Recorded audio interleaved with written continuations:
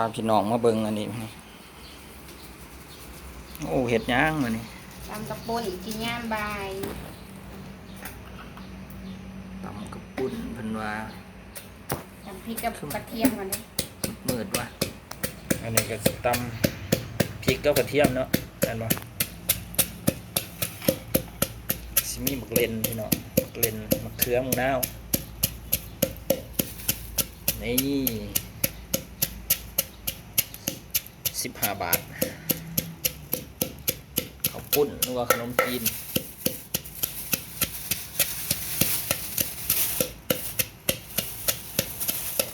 มีถั่วพูผักกับแกมอะไรมีถั่วพูเป็นกับถั่วพูบาดปานมะเคลงโอ้มะเขือกับบกไข่งามเขือใส่ตู้เย็นไว้ได้มือมันได้เรามีแต่มะกอกพี่น้องถ้าใส่มะกอกสุดยอดเลยนะสีมันเลยตำมันกันตำกินข้าวแล้วกินตำปุ่นต่อมันเลยยามเที่ยงแต่แนวกินแต่ละมือใส่แป้งนัวพี่น้องใช้ร้ายแสบร้ายผงวิเศษเขาว่าผงวิเศษนะตาลลงไปซูซี่ตาลลงไปมันประแดกก่อนเนาะน้องเนาะมะนาวเนาะนี่บีบลงไปน้ำลายคักเว้ยเอากระชิปรุงเครื่องไว้ก่อนเนาะแล้วก็กุดลงกับข้นๆแล้วบริยาก็ซีไปนั่นนึงกินกระแสบใส่ยังครับเพิ่มความนัวหนึ่งเด้อภาษามันคือบานเท่านั้นเส้นมันสีขาดขั้นห้องบอเซน้ำแล้วก่อนนี่เช้าน้ำจังเช้าน้ำแล้วก็เอาก็สิมาคลุกเขาเอาผงใส่ตาด้วยหน้าตาไม่ได้กินขนาดกินกับกะลำบก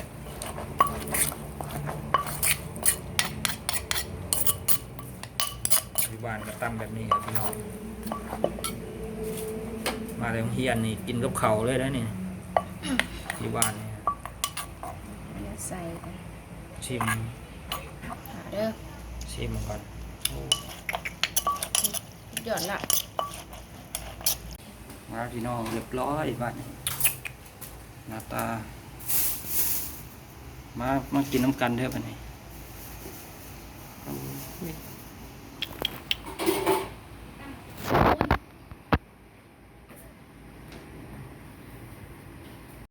มาพี่น้องมาเลยเรียบร้อยเอาขอบคุณ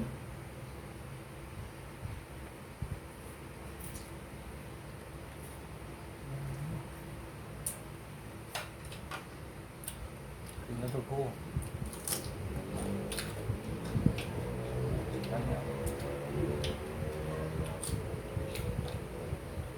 ของยังว่ากินก่อนมัน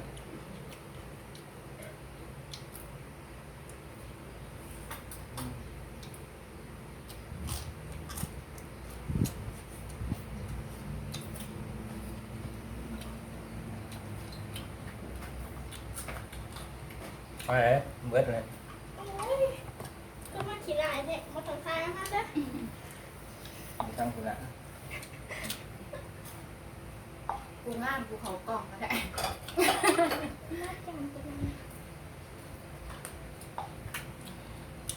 เฉ่นง่ายแท้คุณเป็นเบียดเป็นไงมาถือเลยเถื่อไม่ถึงนี่นะซื้อน้ำแล้วก็เสามั้ง10 บาทหน่อยซื้อเห็นแล้วว่าให้ตำแล้วเป็น7 บาทไปแดงไม่ถึงมากคือแบบว่าตำแสบนะเขาก็เลยเอามาให้ตำให้กินเบียดอวยตัวเองเลยวะ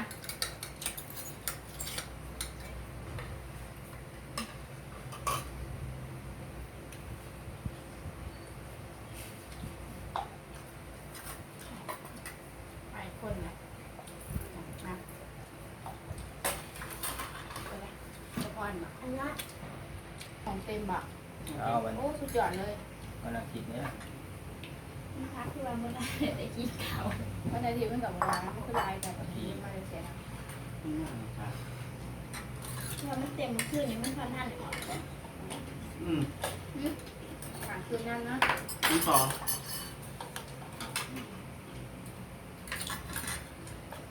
มานั่งเป็นหน้าชาเนี่ยมันก็เลยอ่านมันก็เลยอ่าน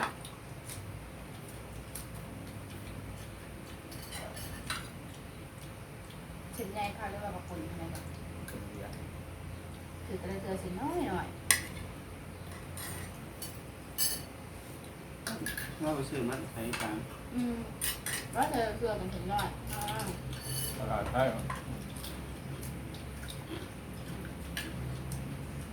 ทำเส้นใหญ่ๆแสบมัน คือสินบ้านเท่านี้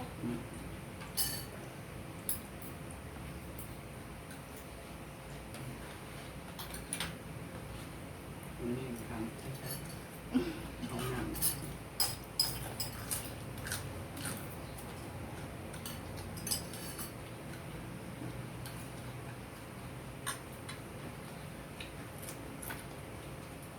เอาเหนียวผ่านมาเลยไปซื้อผ่านมา20 บาทมาแรกราคา2,000 หนึ่งหวย จะเองขาดมาก เอาลงอย่างนี้นะคะอย่างนี้จังว่าไม่ถูกคุยมีอ่านเราคุยโค้ดเขาว่า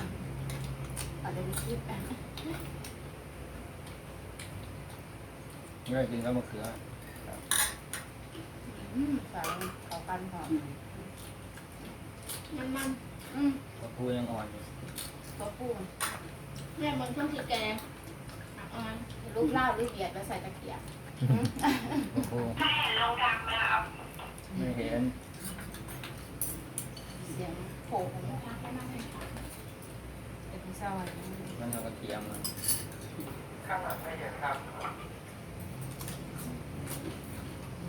ไม่ไปกินข้าวไม่ไปแล้ว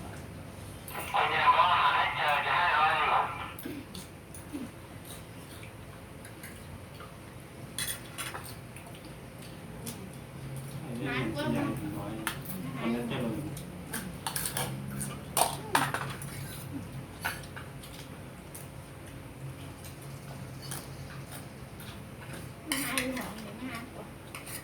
แต่อยากใส่มือเลย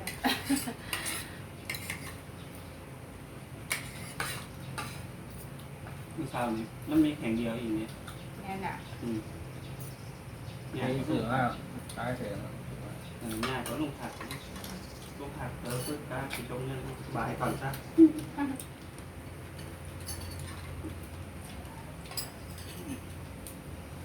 โอ้เผ็ดนะ ก็ดีเหมือนเพชรเนี่ยนี่มากรอบเลยก็ตีแขกตีไม่หนึ่งสีกระปูใช้หน่อยนะมันดำผ่านไปแล้วเอามาซื้อ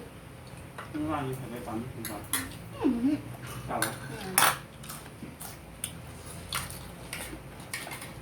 เออเราพี่น้อง สำหรับคลิปนี้เอาไว้ชั้นนี้ก็เนาะ